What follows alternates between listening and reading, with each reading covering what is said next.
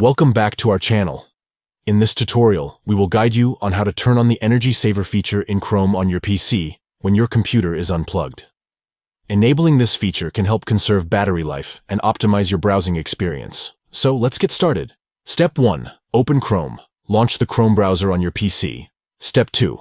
At the top right corner, click on the More button. It's represented by 3 vertical dots.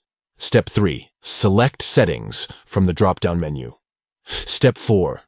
Go to Performance in the Settings menu. Step 5. Under the Power section, you will find the option to Turn on when my computer is unplugged. Click on it to enable this energy-saving feature. By activating the Energy Saver mode in Chrome when your computer is unplugged, you can ensure that unnecessary processes are minimized, helping to conserve power and extend your battery life. That's all for this tutorial. If you found this video helpful, please give it a thumbs up and share it with others who might find it useful. And don't forget to subscribe to our channel for more helpful tips and tutorials. Thanks for watching.